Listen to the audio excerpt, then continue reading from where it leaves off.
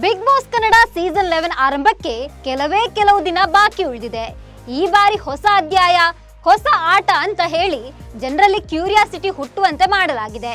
ದೊಡ್ಡ ಮನೆಗೆ ಯಾರೆಲ್ಲ ಎಂಟ್ರಿ ಕೊಡಲಿದ್ದಾರೆ ಅನ್ನೋದ್ರ ಬಗ್ಗೆ ಕೂಡ ಚರ್ಚೆ ಜೋರಾಗಿ ನಡೀತಾ ಇದೆ. ಇದರ ಬೆನ್ನಲ್ಲೇ ಕಿಚ್ಚ ಸುದೀಪ್ ಸುದ್ದಿಗೋಷ್ಠಿಯಲ್ಲೂ ಕೆಲ ವಿಚಾರಗಳ ಬಗ್ಗೆ ತಲೆಗೆ ಹುಳ ಬಿಡೋ ಕೆಲಸ ಮಾಡಿದ್ದಾರೆ.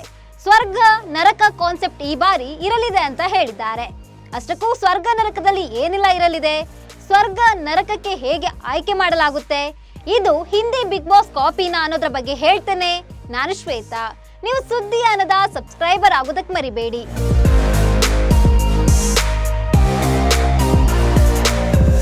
ಒಂದು ಮನೆ 100 ದಿನ, ವಿಭಿನ್ನ ಮನಸ್ಥಿತಿಯವರು, ಇಲ್ಲೇ ಸ್ವರ್ಗ ಇಲ್ಲೇ ನರಕ, ಏನಾದ್ರೂ ಫೇಸ್ ಮಾಡೋದಕ್ಕೆ ರೆಡಿ ಇರಬೇಕು. ಇದೇ ಬಿಗ್ ಬಾಸ್ ಆಟದ ಸ್ಪೆಷಾಲಿಟಿ. ಬಿಗ್ ಬಾಸ್ ಸೀಸನ್ 10 ಅಂತೂ ತುಂಬಾ ಹೈಪ್ ಕ್ರಿಯೇಟ್ ಮಾಡಿತ್ತು. ಆ ಸೀಸನ್ನ ಸ್ಪರ್ಧಿಗಳ ಹವಾ ಇನ್ನೂ ಇದೆ. ಇದೀಗ ಬಿಗ್ ಬಾಸ್ ಸೀಸನ್ 11ಗೆ ಸಿದ್ಧತೆ ನಡೆದಿದೆ. ಸೆಪ್ಟೆಂಬರ್ 29ರಂದು ಸಂಜೆ 6 ಗಂಟೆಗೆ ಪ್ರೀಮಿಯರ್ ಸಂಚಿಕೆ ಲಾಂಚ್ ಆಗಲಿದೆ. ಇದೀಗ ದೊಡ್ಡ ಮನೆಗೆ ಯಾರೆಲ್ಲ ಎಂಟ್ರಿ ಕೊಡ್ತಾರೆ ಅಂತ ವೀಕ್ಷಕರು ಚರ್ಚೆ ಮಾಡ್ತಿದ್ದಾರೆ. ಈ ಬಾರಿಯ ಸೀಸನ್ ಕೆಲವು ವಿಶೇಷತೆಗಳಿಂದ ಕೂಡಿರಲಿದೆ ಅಂತ ಮೊನ್ನೆಯಷ್ಟೇ ನಡೆದ ಸುದ್ದಿಗೋಷ್ಠಿಯಲ್ಲಿ ತಿಳಿಸಲಾಗಿತ್ತು. ಸುದೀಪ್ ಹೇಳಿದಂತೆ ಈ ಬಾರಿಯ ಸೀಸನ್ ವಿಶೇಷತೆಗಳಿಂದ ಕೂಡಿದೆ. ಹೌದು, ಬಿಗ್ ಬಾಸ್ ಸೀಸನ್ 11 ಸೆಪ್ಟೆಂಬರ್ 29ರಂದು ಆರಂಭವಾಗಲಿದೆ. ಬಿಗ್ ಬಾಸ್ ಆರಂಭಕ್ಕೂ ಮುನ್ನವೇ ಕೆಲ ಸ್ಪರ್ಧಿಗಳ ಹೆಸರನ್ನ announce ಮಾಡಲಾಗ್ತಿದೆ. September 28ರಂದು Rajarani grand finale ವೇದಿಕೆಯಲ್ಲಿ ಕೆಲ ಪ್ರಮುಖ ಸ್ಪರ್ಧಿಗಳ ಹೆಸರನ್ನ ರಿವೀಲ್ ಮಾಡಲಾಗ್ತಿದೆ. ವೋಟ್ ಮೂಲಕವೇ ಅವರನ್ನ ಆಯ್ಕೆ ಮಾಡಿ ಸ್ವರ್ಗ ನರಕ ಯಾವುದಕ್ಕೆ ಕಳಿಸಬೇಕು ಅಂತ ಡಿಸೈಡ್ ಮಾಡಲಾಗುತ್ತೆ. ಅಷ್ಟೇ ಅಲ್ಲದೆ ಈ ಬಾರಿ ಸ್ವರ್ಗ ಮತ್ತು ನರಕ ಕಾನ್ಸೆಪ್ಟ್ ನಲ್ಲಿ ಬಿಗ್ ಬಾಸ್ ನಡೆಯಲಿದೆ ಅಂತ ಬಾದ್ಶಾ ಹೇಳಿದ್ದಾರೆ. ಅಂದಹಾಗೆ ಈ ಸ್ವರ್ಗ ನರಕ ಕಾನ್ಸೆಪ್ಟ್ ಬಿಗ್ ಬಾಸ್ ಇತಿಹಾಸದಲ್ಲಿ ಇದೇ ಮೊದಲಲ್ಲ. ಹಿಂದಿ ಬಿಗ್ ಬಾಸ್ ನಲ್ಲಿ ದಶಕದ ಹಿಂದೆ ಈ ಕಾನ್ಸೆಪ್ಟ್ ಅನ್ನ ಪರಿಚಯಿಸಲಾಗಿತ್ತು. ಆದ್ರೆ ಬಿಗ್ ಬಾಸ್ ಕನ್ನಡಕ್ಕೆ ಹೆಲ್ ಅಂಡ್ ಹೆವನ್ ಕಾನ್ಸೆಪ್ಟ್ ಹೊಸದು. ಹೌದು, 2013ರಲ್ಲಿ ಹಿಂದಿಯ ಬಿಗ್ ಬಾಸ್ 7 ಪ್ರಸಾರವಾಗಿತ್ತು. ಸ್ವರ್ಗ ನರಕ ಕಾನ್ಸೆಪ್ಟ್ ನಲ್ಲಿ ಬಿಗ್ ಬಾಸ್ 7 ಟೆಲಿಕಾಸ್ಟ್ ಆಗಿತ್ತು. ಆರಂಭದಲ್ಲಿ ಸ್ವರ್ಗ ಮತ್ತು ನರಕ ಎಂಬ 2 ತಂಡಗಳಿಗೆ ಸ್ಪರ್ಧಿಗಳನ್ನ ಡಿವೈಡ್ ಮಾಡಲಾಗಿತ್ತು. ಸ್ವಲ್ಪ ದಿನಗಳ ನಂತರ ಈ ಕಾನ್ಸೆಪ್ಟ್ ಡಿಸಾಲ್ವ್ ಆಗಿ ಎಲ್ಲರಿಗೂ ಸಮಾನ ಸ್ಟೇಟಸ್ ನೀಡಲಾಗಿತ್ತು. ಇದೀಗ ಕನ್ನಡದಲ್ಲೂ ಇದೇ ಕಾನ್ಸೆಪ್ಟ್ ನಲ್ಲಿ ಬಿಗ್ ಬಾಸ್ ಆಟ ನಡೆಯಲಿದೆ. ಈಗಾಗಲೇ ರಿವೀಲ್ ಆಗಿರುವ ಬಿಗ್ ಬಾಸ್ ಲೋಗೋದಲ್ಲಿ ಬೆಂಕಿ ಹಾಗೂ ನೀರು ಇದೆ. ಬೆಂಕಿ ನರಕವನ್ನ ಪ್ರತಿನಿಧಿಸಿದ್ರೆ ನೀರು ಸ್ವರ್ಗವನ್ನ ಪ್ರತಿನಿಧಿಸುತ್ತೆ. ಇದೇ ರೀತಿ ಬಿಗ್ ಬಾಸ್ ಮನೆಯನ್ನ ಇಬ್ಬಾಗ ಮಾಡಲಾಗಿರುತ್ತೆ. ಅರ್ಧ ಭಾಗ ಸ್ವರ್ಗದ ಥೀಮ್ ನಲ್ಲಿದ್ರೆ ಮಿಕ್ಕರ್ಧ ಭಾಗ ನರಕದ ಥೀಮ್ ನಲ್ಲಿ ಇರಲಿದೆ.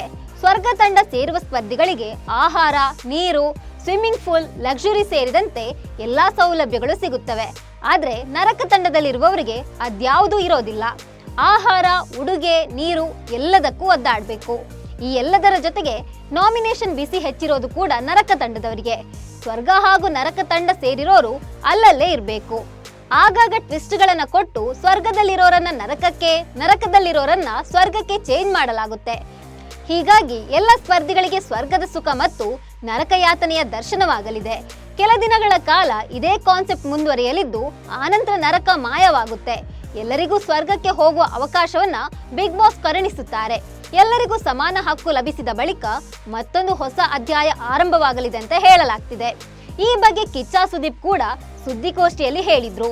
ಹೇಗಿದ್ರು ಸ್ಪರ್ಧಿಗಳು 2 ಟೀಮ್ಗಳನ್ನ ಮಾಡಿಕೊಂಡು ಕಿತ್ತಾಡ್ತಾರೆ. ಹೀಗಾಗಿ ಈ ಬಾರಿ 2 ಟೀಮ್ಗಳನ್ನ ಮಾಡಿ ಕಳುಹಿಸಲಾಗುತ್ತೆ. ಬರೀ ಸ್ವರ್ಗ ಇದ್ರೆ ನೀವು ನೋಡ್ತೀರಾ? ಒಳ್ಳೆಯದು ಯಾವುದು ನ್ಯೂಸ್ ಆಗಲ್ಲ. ಹೀಗಾಗಿ ಸ್ವರ್ಗ ನರಕ ಕಾನ್ಸೆಪ್ಟ್ ನಲ್ಲಿ ಮಾಡಲಾಗ್ತಿದೆ. ಇದು ಸುಲಭ ಅಲ್ಲ. ಮೊದಲ ವಾರವೇ ಸ್ಪರ್ಧಿಗಳಿಗೆ ಬಹಳ ಕಷ್ಟವಾಗಿರಲಿದೆ. ಹೋಗ್ತಾ ಹೋಗ್ತಾ ಸ್ವರ್ಗ ನರಕ ಬೇಕಾಗೋದಿಲ್ಲ. ಆ ಕಾಲ್ಪನಿಕ ಲೋಕದಲ್ಲೇ ಅವರುಗಳಿರ್ತಾರೆ. ಮನೆ ವಿನ್ಯಾಸ ಕೂಡ ಸ್ವರ್ಗ ನರಕ ಕಾನ್ಸೆಪ್ಟ್ ನಲ್ಲೇ ಇರುತ್ತೆ ಅಂತ ಹೇಳಿದ್ರು. ಇದೀಗ ಎಲ್ಲರ ಚಿತ್ತ ಬಿಗ್ ಬಾಸ್ ಸೀಸನ್ 11 ಅತ್ತ ಮುಖ ಮಾಡಿದೆ.